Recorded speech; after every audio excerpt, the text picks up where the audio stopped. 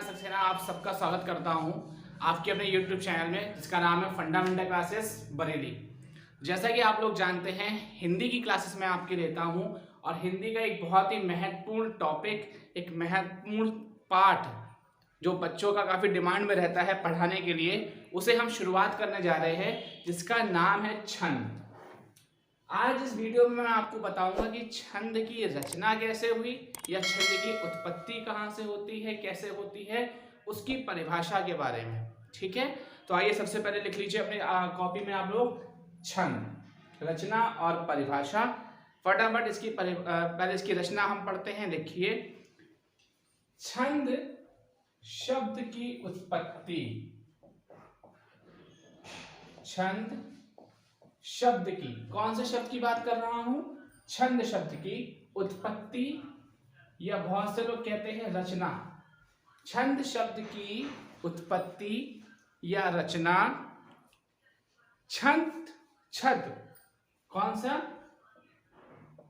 छद धातु में, ठीक है, समझ में आ रहा है? छद धातु में आसून प्रत्यय जोड़कर होती है। आसून प्रत्यय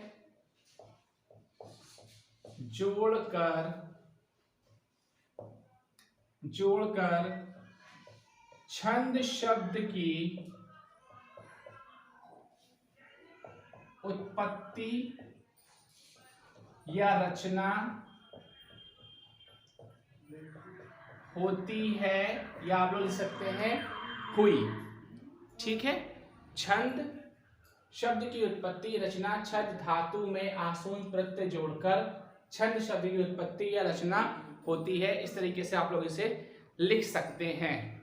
नेक्स्ट लिखिएगा अपनी कॉपी में आप लोग, शब्दकोश के अनुसार छंद के निम्न अर्थ हैं।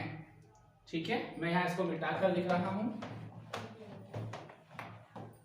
शब्दकोश के अनुसार, तो हिंदी शब्दकोश है ना, शब्द कोश के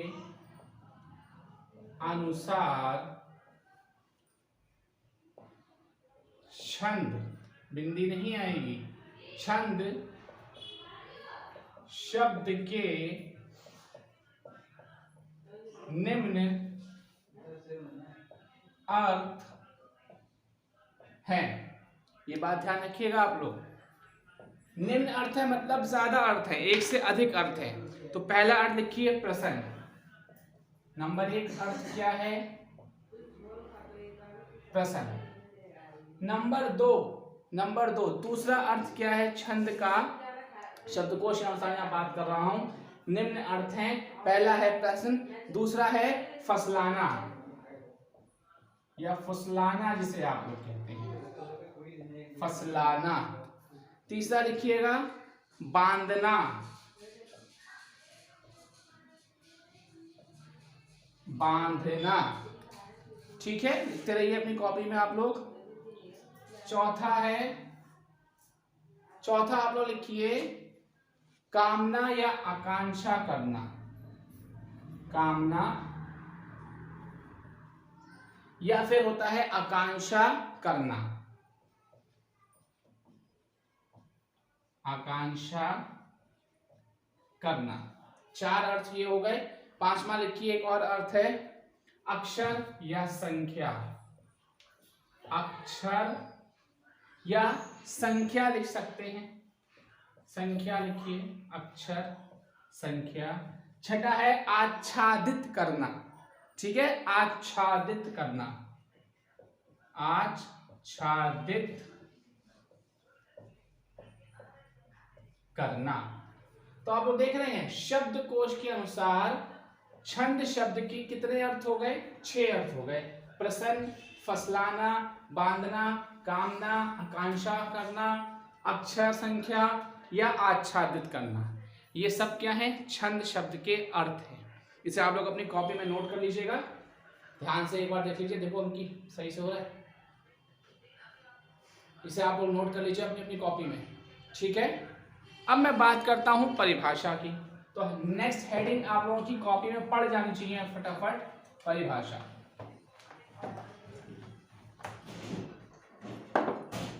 क्या है?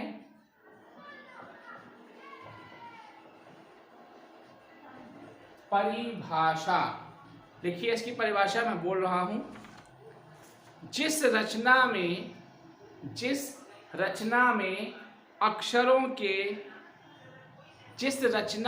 अक्षरों की निश्चित मात्रा, जिस रचना में अक्षरों की निश्चित मात्रा का ध्यान रखा जाता है उसे छंद कहते हैं। पहली परिभाषा क्या है? जिस रचना में अक्षरों की निश्चित मात्रा का ध्यान रखा जाता है।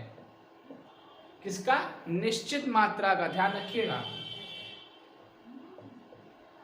निश्चित मात्रा का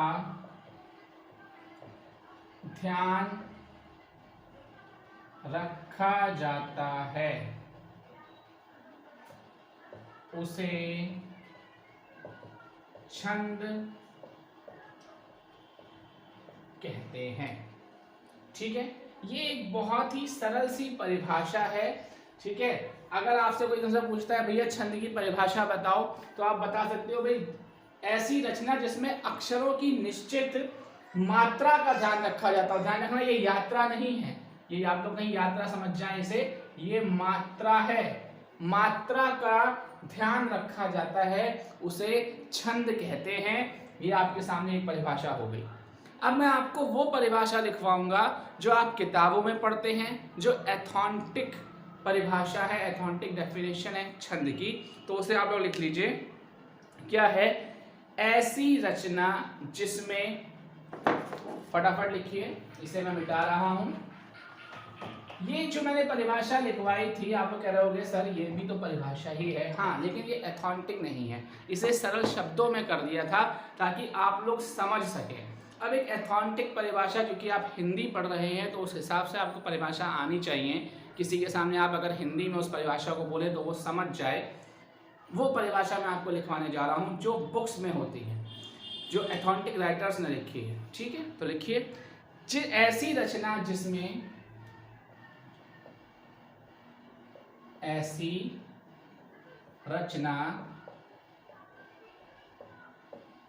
जिसमें यति, गति, चरण या पद, यति, गति, चरण या पद, ठीक है, दल, मात्रा, गण, दल, मात्रा,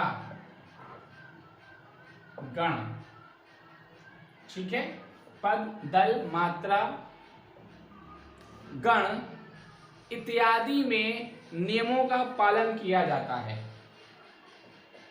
इत्यादि में नियमों का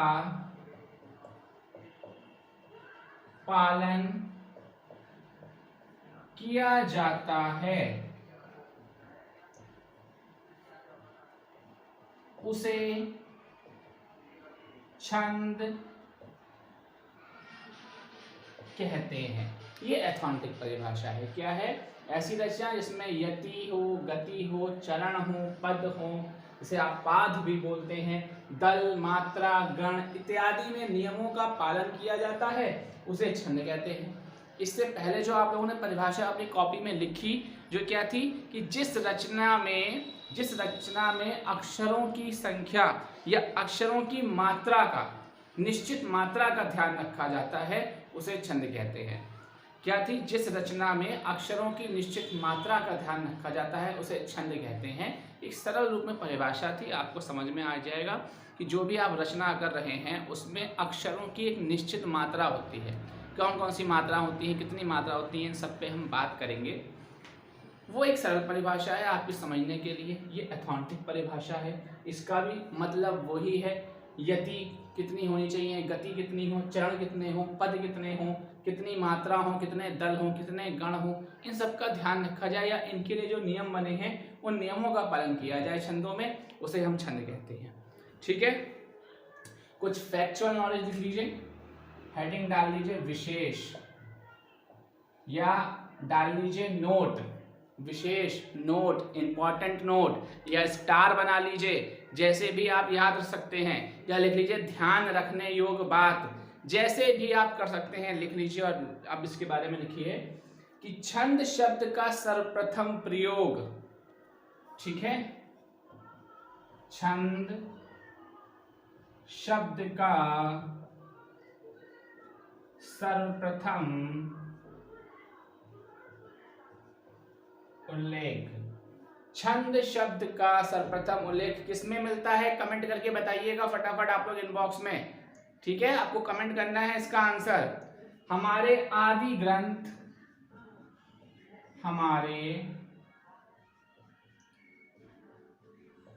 आदि ग्रंथ छंद शब्द का सर्वप्रथम उल्लेख, हमारे आदि ग्रंथ कौन से ग्रंथ में मिलता है, फटाफट बताइए कमेंट करके।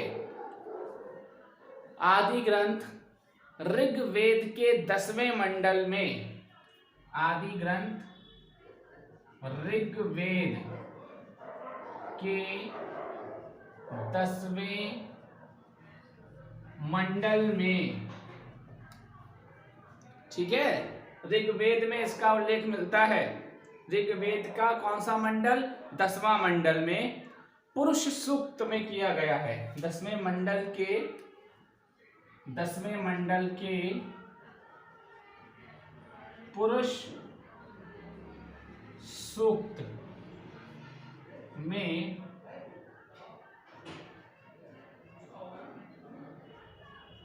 किया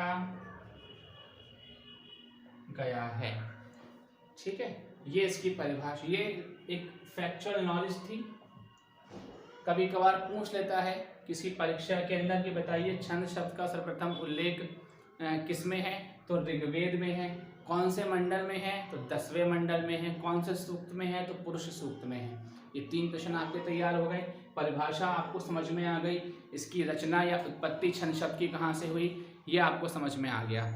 आगे हम बात करेंगे छंद के प्रकार के बारे में नेक्स्ट क्लास में। तब तक आप इसको पढ़िए, समझिए, नोट्स बनाइए प्रॉपरली। धन्यवाद आप सबको।